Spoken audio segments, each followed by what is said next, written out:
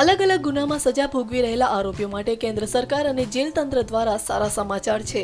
સૂત્રો દ્વારા મળતી માહિતી અનુસાર જેલના કેદીઓને પણ બહારની દુનિયા સાથે સંપર્કમાં રહેવાનો અધિકાર છે, જે અધિકારોનો સ્વીકાર ગુજરાત જેલ તંત્ર અને ગૃહ મંત્રાલય દ્વારા કરવામાં આવ્યો છે, જેથી હવે કેદીઓ જેલમાંથી પરિવાર સાથે અઠવાડિયામાં 2 વખત વાત કરી શકશે। જેલ સુધારણા માટે રચાયેલ All India Committee of Jail રિફોર્મમાં એવું સૂચવાયું છે કે જેલ કેદીઓને બહારની દુનિયા સાથે સંપર્કમાં રહેવાનો અધિકાર છે। નવા જે જેલ નિયમો છે તેમાં પણ આવા જ મતલબની જોગવાઈ છે, જે બાબત ધ્યાનમાં રાખીને કેદીઓ જેલમાંથી સત્તાવાર રીતે જેલ તંત્રની નજર હેઠળ અઠવાડિયામાં 2 વખત અગાઉથી અપાયેલા નંબરો પર વાત કરવાની સુવિધા આપવામાં આવશે।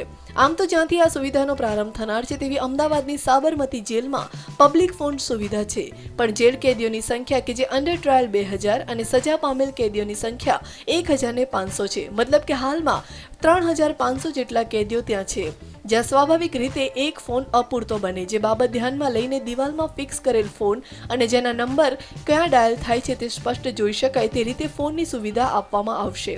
પરિવાર સાથે માતા પિતા બાળકો પુત્રીઓના હાલચાલ જાણવા અધીરા રહેતા ઘણા કેદીઓ જેલમાં ગેરકાયદેસર સેલફોન દ્વારા ચલાવાતા ટેલિફોન એક્સચેન્જ મોટી રકમ લઈ લાભ લેવા પ્રેરાય છે અને આવા સેલફોનની ઘૂસણખોરી મુસીબતરૂપ બને છે। તો બીજી તરફ જેલ સત્તાધીશો દ્વારા ભ્રષ્ટાચાર કરવાનું પ્રમાણ પણ વધી ગયું છે, ત્યારે આવા દુરુપયોગથી મોટાભાગના કેદીઓ દૂર રહે તેવો હેતુ સમાયો છે। સૂત્રોમાંથી મળતી માહિતી પ્રમાણે દિલ્હીની તિહાર જેલમાં તથા ચંદીગઢની જેલમાં આવી સુવિધાઓ છે જેલ કેદીઓને અપાઈ રહી છે, જેમાં હવે ગુજરાત પણ સામેલ થશે। આમ તો સુવિધા બાબતે જેલ વડા તરીકે હાલના નિવૃત્ત એડીડીજી રાજન પ્રિયદર્શી જેલ વડા હતા ત્યારથી વિચારાતું હતું, પણ છેલ્લા 6 માસથી આ બાબતે પુખ્ત વિચારણા બાદ દરખાસ્ત થયેલ છે। ગુજરાતની જેલોમાં બંધ કેદીઓ માટે હવે સારા સમાચાર છે।